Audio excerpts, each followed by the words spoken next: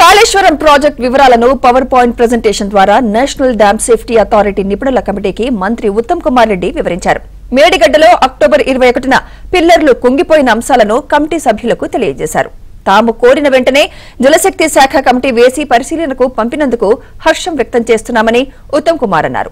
మేడిగడ్డ పిల్లర్లు కుంగిపోయిన అంశంలో పునరుద్దరణకు చేయాల్సిన అంశంలో ప్రభుత్వం నుంచి సంపూర్ణ సహకారం అందిస్తామన్నారు.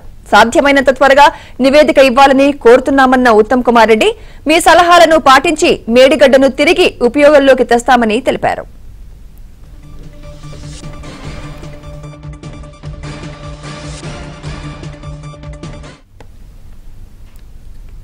నేషనల్ డ్యామ్ సేఫ్టీ అథారిటీ నిపుణుల కమిటీ చైర్మన్ చంద్రశేఖర్ అయ్యర్ నేతృత్వంలోని కమిటీ ఇవాళ జలసౌధలో నీటిపారుదల శాఖ ఉన్నతాధికారులతో సమావేశమైంది. ఈ కార్యక్రమంలో నీటిపారుదల శాఖ మంత్రి ఉత్తమ్ కుమార్ రెడ్డి, ప్రిన్సిపల్ సెక్రటరీ రాహుల్ బొజ్జా, ప్రత్యేక కార్యదర్శి ప్రశాంత్ పాటిల్, ఈఎన్సీ అనిల్ ఉన్నతాధికారులు పాల్గొన్నారు.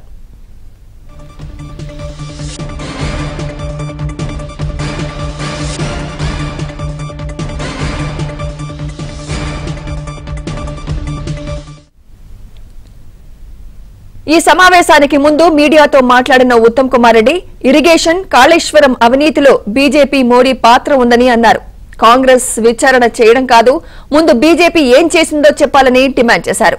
3 రోజుల పాటు కాళేశ్వరం ప్రాజెక్టుపై ఎన్డీఎస్ఏ టీం ఫీల్డ్ వర్క్ చేయనుందని, వారికి అన్ని రకాల సహాయ సహకారాలు అందజేస్తామని తెలిపారు.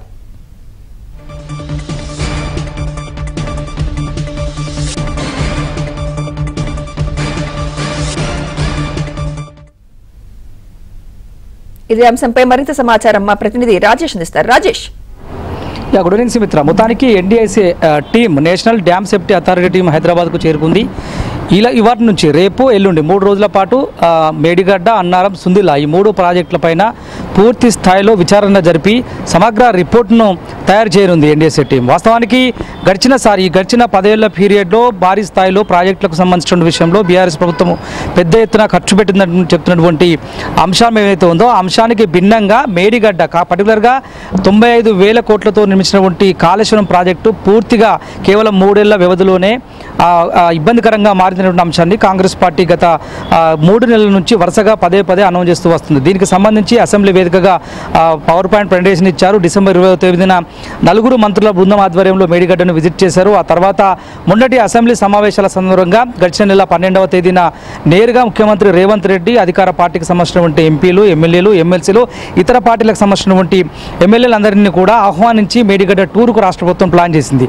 వాస్తవానికి మేడిగడ్డలో కుంగిపోయినటువంటి పిల్లర్లకు సంబంధించినటువంటి అంశంతో పాటుగా ఈ కాళేశ్వరం ప్రాజెక్టు పేరిట 1,00,000 కోట్ల అవినీతికి బీఆర్ఎస్ ప్రభుత్వము ప్రయత్నం చేసింది. దీనికి సంబంధించినటువంటి విషయంలో పూర్తి స్థాయి ఆధారాలు రాష్ట్ర ప్రభుత్వం వద్ద ఉన్నాయని చెప్పేసి పదే చెప్తున్నటువంటి కాంగ్రెస్ పార్టీ మేడిగడ్డలో జరిగినటువంటి అవినీతి అక్రమాలపైన విచారణకు ఆదేశించింది. దానికి అనుగుణంగా ఎన్డీఎస్ఏ టీం సైతము దాన్ని త్వరితగతిన నివేదిక రెడీ చేసి పూర్తి స్థాయి బాధ్యులపైన చర్యలు తీసుకోవాలని చెప్పేసి రాష్ట్ర ప్రభుత్వం ఇచ్చినటువంటి ఆహ్వానం మేరకు ఇవాళ ఎన్డీఎస్ఏ టీం హైదరాబాద్కు చేరుకుంది.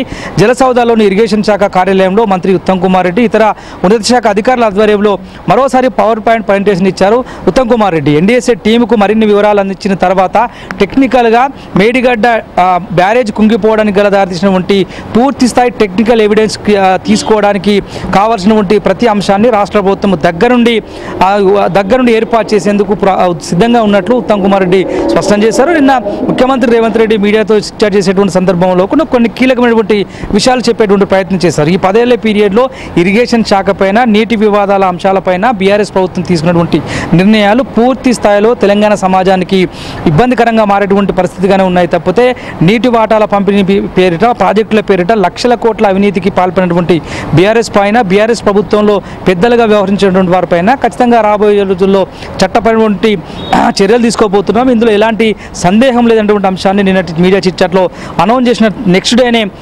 ఎన్డీఎస్ఏ టీం హైదరాబాద్కి రావడం ప్రాధాన్యత సంతరించుకుంది. 3 రోజుల పాటు మేడిగడ్డ, సుందిల్లా, అన్నారం 3 ప్రాంతాల్లో వాళ్ళు సుదీర్ఘంగా విజిట్ చేయనున్నారు. ఎక్కడెక్కడ బ్యారేజ్ కుంగుబాటుకు సంబంధించినటువంటి అంశంలో జరిగినటువంటి ఇబ్బందులు ఏంటి, కన్స్ట్రక్షన్కి సంబంధించినటువంటి ఇబ్బందులు ఏంటి, పర్టికులర్గా మేడిగడ్డ బ్యారేజ్ నిర్మించినటువంటి ఎల్ఎన్టీ టీం ఎందుకు ఆ తర్వాత మాట మార్చింది, తదుపరి చర్యలకు రాష్ట్ర ప్రభుత్వం ఏ విధంగా విధంగా ముందుకు పోబోతున్నటువంటి అంశాల ఆధారంగా ఏదైతే ఎన్డీఎస్ఏ టీం ఇచ్చేటువంటి నివేదిక ఆధారంగానే ఫర్దర్గా రాష్ట్ర ప్రభుత్వము బాధ్యులపైన చర్యలు తీసుకునేందుకు సిద్ధమవుతోంది. కాబట్టి ఎన్డీఎస్ఏ ఇవ్వబోయేటువంటి నివేదికలో ఎలాంటి అంశాలు పొందుపరచబోతున్నారు. మొన్నటి సిడబ్ల్యూసీ సమావేశంలో కూడా కేంద్ర జలశక్తి వనరుల శాఖకు సంబంధించినటువంటి ఇతరత్ర వ్యక్తులు చెప్తున్నటువంటి అంశం ఆధారంగా చూస్తే సంబంధిత రాష్ట్రాలు అధికారులు ఉన్నటువంటి రాష్ట్రాలకు సంబంధించిన విషయంలో ప్రాజెక్టులు కట్టుకున్నటువంటి విషయంలో సిడబ్ల్యూసీని అనుమతులు తీసుకోకపోయినప్పటికీ వాళ్లకు ప్రాజెక్టులు నిర్మించినటువంటి వెసులుబాటు ఉంటుంది. ఎందుకనంటే కేంద్ర ప్రభుత్వం కాంట్రిబ్యూషన్ ఉంటే తప్పితే ఇటువంటి అంశాల్లో కేంద్ర ప్రభుత్వం ఇన్వాల్వ్ అయ్యి సలహాలు సూచనలు ఇవ్వడానికి లేనటువంటి అంశం సాకుగా చూపి మాత్రమే బీఆర్ఎస్ ప్రభుత్వం ఇష్టారీతిగా మేడిగడ్డ ప్రాజెక్టును నిర్మించింది. ఇందులో ఎలాంటి అనుమతులు పొందలేదు. అనుమతులు పొందకపోగా అన్ని తానే వివరించి నిర్మించామని చెప్తున్నటువంటి కేసీఆర్ దీనికి పూర్తి స్థాయి బాధ్యతను వహించాల్సిందిగా ఇప్పటికే సిడబ్ల్యూసీ మెంబర్ చెప్తున్నారు. సిడబ్ల్యూసీలో ఉన్నటువంటి కీలకమైనటువంటి వ్యక్తులు కూడా చెప్పేటువంటి ప్రయత్నం చేస్తున్నారు. సో దానికి అనుగుణంగా మేడిగడ్డ బ్యారేజ్తో పాటుగా నెక్స్ట్ మేడిగడ్డ జరిగినటువంటి ఇబ్బంది ఫర్దర్గా సుందిలకు జరిగే అవకాశం ఉంది. అదేవిధంగా అన్నారం జరిగేటువంటి అవకాశం ఉన్నటువంటి అంశాన్ని పదే పదే ఎన్డీఎస్ఏ చెప్పేటువంటి ప్రయత్నం చేస్తుంది. కాబట్టి ఈ 3 రోజుల పాటు విజిట్ చేసిన తర్వాత ఎలాంటి నివేదిక రెడీ చేయబోతుంది, నివేదికను రెడీ చేసేటువంటి సందర్భంలో అప్పట్లో ప్రభుత్వ హయాంలో ఉన్నటువంటి పెద్దల పేరును ఇన్వాల్వ్ చేస్తారా, కేవలం అధికారులమైన మాత్రమే చర్యలు తీసుకునేందుకు అధికారులు మాత్రమే అందులో ఇంక్లూడింగ్ చేస్తారని మాత్రం చూడాల్సిన అవసరం ఉంది. ఏదేమైనప్పటికీ ఈ గడిచిన 3 నెలల వ్యవధి నుంచి రాష్ట్రంలో బీఆర్ఎస్ అదేవిధంగా కాంగ్రెస్ మధ్యలో వార్ నడుస్తుంది. ప్రాజెక్టుల పేరిట కేసీఆర్ ప్రభుత్వము పూర్తి స్థాయిలో 1,00,000 కోట్ల అవినీతికి తెగబడినటువంటి అంశాన్ని ఆధారాలతో సహా మేము చూపించబోతున్నామనేటువంటి అంశాన్ని ఎన్డీఎస్ఏ టీం ఇవ్వబోయేటువంటి రిపోర్ట్ ఆధారంగా కాంగ్రెస్ పార్టీ ముందుకు వెళ్ళాలని చెప్పేసి కూడా భావిస్తోంది. Thank you Rajesh. ఆహ్వానం మేరకు హైదరాబాద్ రావడం జరిగింది. ఈరోజు ఇక్కడ మాతో మీటింగ్ ఉంది. ఆ తర్వాత రేపు ఉదయం బయలుదేరి వాళ్ళు బ్యారేజ్ పరిశీలనకు పోతున్నారు. మేము కూడా మా దగ్గర ఉన్న అన్ని డాక్యుమెంట్స్ కాగితాలు ఇచ్చి పూర్తిగా సహకరించబోతున్నాం. వాళ్ళకు కూడా విజ్ఞప్తి చేస్తున్నాం, ఒక ఇంటర్వ్యూ రిపోర్ట్ అన్నా మీరు కొద్దిగా తొందర చేయగలిగితే, ఒక 1 monthలో చేయగలిగితే మీరు దాన్ని ఆధారం చేసుకొని రిపేర్ వర్క్ మొదలు పెడతాము. ఆర్ అక్కడ వే ఫార్వర్డ్ ఏం చేయాలనేది ఒక నిర్ణయానికి రావడం జరుగుతుందని చెప్పి నేను మనం చేస్తాను. నిన్న ప్రధానమంత్రి కూడా ఒక ఆరోపణ చేశారు, కాంగ్రెస్ కూడా ఎలాంటి చర్యలు తీసుకోవడం గతంలో ఆరోపణలు చేసి ఇప్పుడు వాళ్ళు సైలెంట్గా ఉండిపోతున్నారు. నరేంద్ర మోదీ ప్రభుత్వం వల్లనే కాళేశ్వరం ప్రాజెక్టు బీఆర్ఎస్ ప్రభుత్వానికి ATM గా మారింది. అన్ఆథరైజ్డ్ గా ఇల్లీగల్ గా power finance corporation REC memorandum articles March 84,000 కోట్లు ఇచ్చిన నరేంద్ర మోదీకి మా మీద మాట్లాడే అర్హత లేదు.